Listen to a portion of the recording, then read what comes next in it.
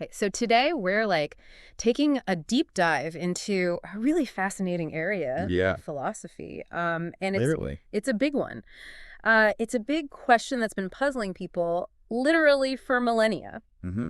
And that is the question of what does it mean to be a person, Yeah, right? Like, what is a person? absolutely. And you've provided us with this Yes. treasure trove of insights from the Stanford Encyclopedia of Philosophy This is a great. that deals with how classical Indian philosophy Yes. approached this Yeah, question. that's right.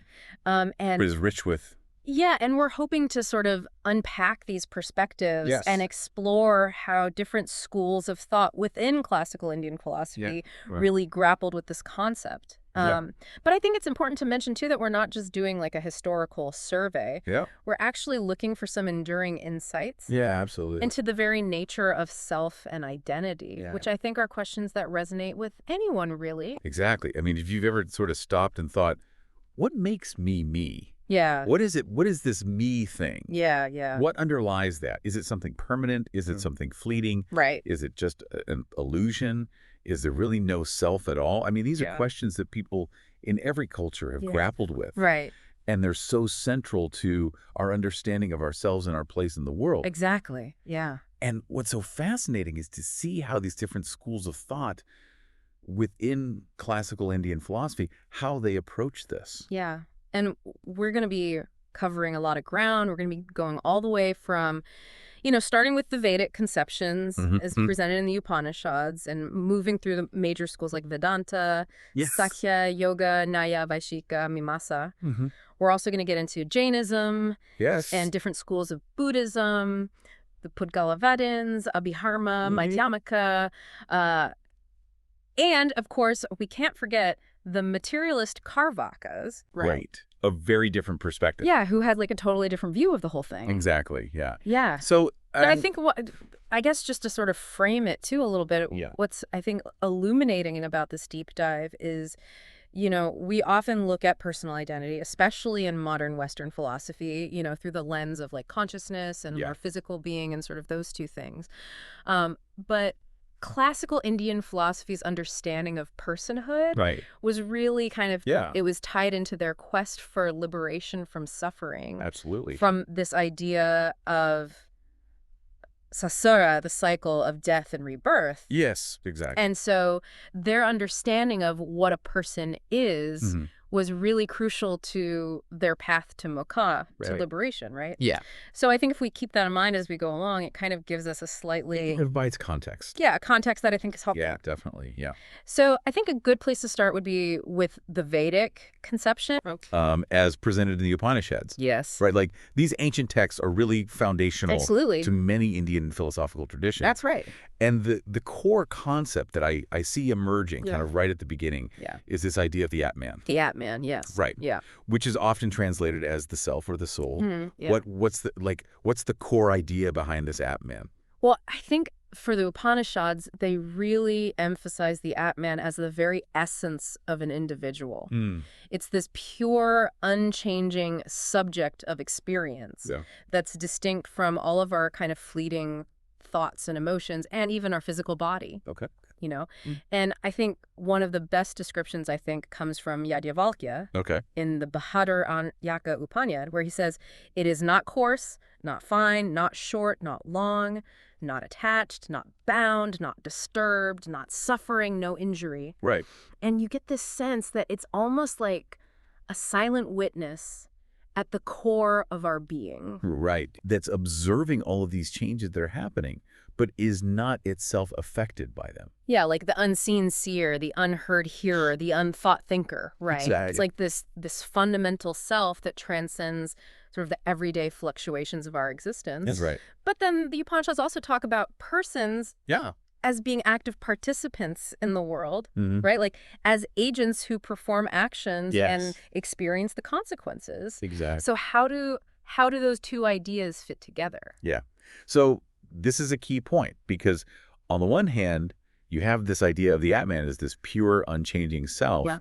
But then the Upanishads also say, according as one acts, so does one become. One becomes virtuous by virtuous action, bad by bad action. Right, right. And this introduces this very crucial doctrine of karma, which is not just about moral cause and effect. Huh. Like if you do good things will happen to you, and bad things will happen to you. Right. It's also about how our actions create tendencies within us that shape our future thoughts and behaviors. Right. So in a sense, our actions kind of make us more likely to repeat similar actions in the future. Right. So it's not just about like external rewards and punishments. Yeah. It's also about kind of this internal shaping Yes, exactly. of our character over time. Right. Which could feel a little deterministic, right? Like Yeah. we're sort of locked into these patterns. Yeah, it could. It could feel that way. Yeah. But the Upanishads do offer a way out through this idea of dharma, Okay. performing one's duty selflessly Okay. without attachment to the results. Okay. And that's seen as a way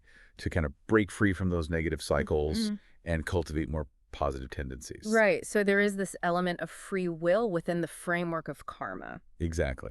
Yeah. So then it seems like from what you're saying and what the Upanishads are presenting, that this idea of a person as like an embodied soul Emerges, right. Absolutely. Yeah. So you have the Atman, which is this underlying essence, but it's currently intertwined with this material world, experiencing it and acting within it. Right. And that's the Upanishadic understanding of a person. And that actually resonates with some contemporary Western philosophy, like this idea of the non-reductionist view of persons.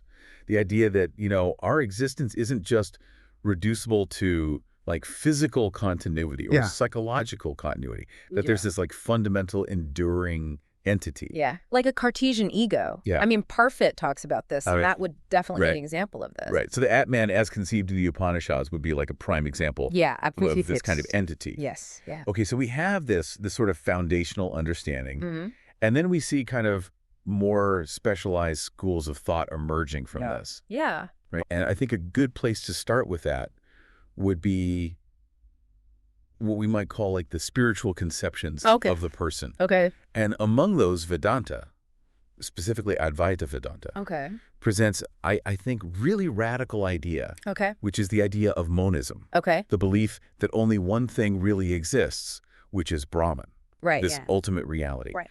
So that raises the question, if everything is Brahman, then where does the individual person fit into this picture? Yeah.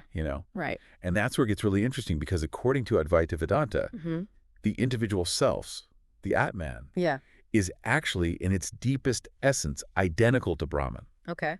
So all of the multiplicity that we perceive in the world, including our sense of being distinct individuals, is actually explained through this concept of Maya, which is like a cosmic illusion that arises from our ignorance. So basically, the self, as we understand it, Advaita Vedanta, isn't really like a separate substance with consciousness. It's more like consciousness itself. Yes, that's a good way of putting it. Yeah, it's like the fundamental principle that illuminates everything. Right. Like, Gupta uses the analogy of sunlight revealing the world. Right. So in a similar way, consciousness is what makes it possible for anything to appear, for us to have any experience at all. So this idea that I have like a unique psychophysical identity with a name and a history and social roles and, all the things that I think of when I think of me, that's all a false identification. Yeah. They would say that's an empirical self that lacks ultimate reality.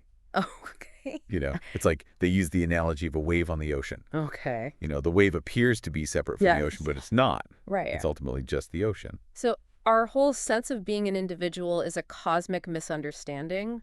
Yeah, I think that's a fair way of putting it. And the focus then in Advaita Vedanta is on self-knowledge. Yeah. It's this Atma Vidya. Sure. Realizing this fundamental identity with Brahman. And that's the path to moksha, to liberation. Exactly. And that's the path to liberation. So the empirical person, the one that I think of as myself, basically dissolves upon achieving this true understanding. In a sense, yes. Yeah, right. Yeah, they would say that. Wow, okay. Yeah. That's a pretty mind-bending perspective. It is. It's a very radical, non-dualist perspective. Yeah. But now in contrast to this idea of mokshanism, we have Sakya and yoga, which offer a dualistic view. Yeah. They also draw on the Upanishads, but they posit these two fundamental realities, Purua, or spirit, and Prakriti, nature, or matter. That's right. And crucially, unlike Advaita Vedanta, they actually believe in the multiplicity of real persons. Yeah. Right, the Puruas or Jivas. Exactly, yeah. So what's the rationale for that? Why do they... I think this is where we see a really interesting divergence from the Advaita perspective. Okay. Because in the Sankhya Karika, which is one of the key texts of the Sankhya school, they actually provide arguments for the multiplicity of these Purus. Okay. And one of the things they point to is the fact that different individuals are born at different times. Okay. They have different sense faculties, different inclinations. And to them, this suggests that there are these distinct underlying spirits. Okay. Rather than just a single universal consciousness that appears divided. Right. So each individual person is understood as a unique manifestation of the absolute Puru, but also a finite particular that's derived from Prakriti. Okay, so they're kind of balancing this idea of a unity, but also a multiplicity. Exactly. Exactly. Yeah. So then Prasi operates through the three gozas. Yes. Sattva, Rajas, and Tamas. That's right, like goodness, passion, and inertia, you could say, or darkness. Yeah. And these are constantly interacting and influencing everything from our physical characteristics to our psychological states. Exactly. So our individual experience of being a person is really a result of this unique blend of gutas and how they're interacting. Absolutely. And what's interesting about the Sikya view is that this relationship between Puru and Prati in an individual, it's beginningless. Okay. But it's also seen as the root of our suffering. Okay. And they use a really beautiful analogy to illustrate this in the Sakya Karika, where they talk about a lame man, which represents the Puru, which has consciousness but can't act, and a blind man, who represents Prati, which can act but lacks consciousness. Right. And so the blind man carries the lame man, and together they can kind of navigate. Right. And in a similar way, Puru needs Prati for experience. Right. Prati needs the awareness of Purya. Okay. But the problem is that this union, particularly through the development of ego sense, this ahakara, leads to a false identification with the material world. Right. So we basically forget who we really are. Exactly. We forget our true nature as pure spirit. Right. And we become kind of attached to this world of matter and all of its fluctuations and its suffering. And that's what leads to... That's what leads to bondage. Bondage and suffering. And suffering. Okay, so then liberation in Sakya would be to realize the distinctness of Pura from Prati. Exactly. It's about becoming indifferent to the workings of the material world. And allowing the Puro to return to its natural state of bliss and detachment. Right. Which is completely unaffected by all of this stuff. Right. And yoga then agrees with Sakya on this idea of the self. Yeah. But they provide the practical methods, the yogic disciplines, to achieve this kind of discriminative knowledge and self-realization. That's right. So both Sisha and yoga offer this really interesting contrast to Advaita Vedanta. Yeah. Right? Like, they don't see persons as being illusions. No, they don't. But they see the true self as this distinct consciousness that becomes kind of entangled with matter. Exactly. And that leads to our experience as embodied individuals. Yes. Okay, so now we've explored these sort of, more spiritual conceptions. Yeah. And now let's move on to what our source calls worldly persons, focusing on Nyaya Vaisheshika and Mimamsa. Right. These schools also differ from Advaita Vedanta in that they emphasize the reality of distinct individual persons, right? Or Jiva Atma. That's right. So what is it about their perspective on the self? Yeah, so while Nyaya Vaisheshika and Mimamsa acknowledge the soul, Atman, they place a greater emphasis on the embodied person as this active agent in the world, a knower, a doer, one who experiences the fruits of their actions, the fruits of their karma. So the soul is still considered this underlying substance, but the mind, the body, the senses are seen as these essential tools or adjuncts through which the soul can interact with the world. So it's kind of more of an integrated view, you could say. Yeah, more integrated. Yeah. Yeah. So let's look at Nyaya Vaisheshika first. Okay. It seems like they're very focused on this idea of the self or the Atman as being central. Yes, absolutely. Right. I mean, Nyaya is very focused on trying to demonstrate the reality of the self and provide reasons to believe in it. Okay. And you can actually see that in the Nyaya Sutra in 1.1.Nira, where they list desire, aversion, volition, pleasure, pain, and cognition as kind of key properties of the self. Okay. And they use those as a basis for inferring its existence. So they're approaching it from this kind of epistemological standpoint. Yeah. Like, how can we know that the self exists? Right. And what can we say about its characteristics? Okay, so they're really emphasizing... They're putting the self right at the center of their understanding. Yeah. And they envision this self, this enduring, substantial self that's engaging with the world through these different attributes, like memory and awareness, volition. Right. And they actually agree with Sakya that the self persists through time, that it's capable of liberation. But they also highlight its direct involvement in our everyday experiences, which is interesting because it has some parallels with certain Buddhist perspectives that emphasize the kind of conventional reality of persons. Right? Like, we may not be able to point to a self as an ultimate reality, but it certainly seems like a very useful and real concept for our everyday experience. Yeah. But our source points out some potential difficulties with this Nyaya view, right? Because while they maintain that the self is distinct from the mind-body complex, it seems to be almost entirely dependent on this complex to actually function, right? Yeah. Right, because if the self can't act or experience independently, then it starts to look less like an agent and more like just this passive bystander, you know? And that's a real challenge. Right. So it's the embodied person, it's the self and its interaction with the world through the mind and body that really seems to be the locus of action and experience. Yeah, and that's a point that Buddhists will actually pick up on and use to critique this notion of a self. That's completely separate from these mental processes. Yeah. And what about these distinctive qualities that Nyaya attributes to the self, like consciousness? Because they don't even consider those to be essential to its nature. Right. That's another interesting thing about the Nyaya view. Because for some Nyaya thinkers, the liberated self is actually devoid of consciousness. Okay. You know? So it's kind of this... Dravid calls it like a stone-like condition. Right. Where... So it's kind of this pure being, but not really a knower or experiencer. Right. Yeah, and that raises the question of, if it's unaffected by these changes and its qualities, how can it even register those changes? You know, it seems to undermine the very core idea of a cognizing self. So, it raises some real questions.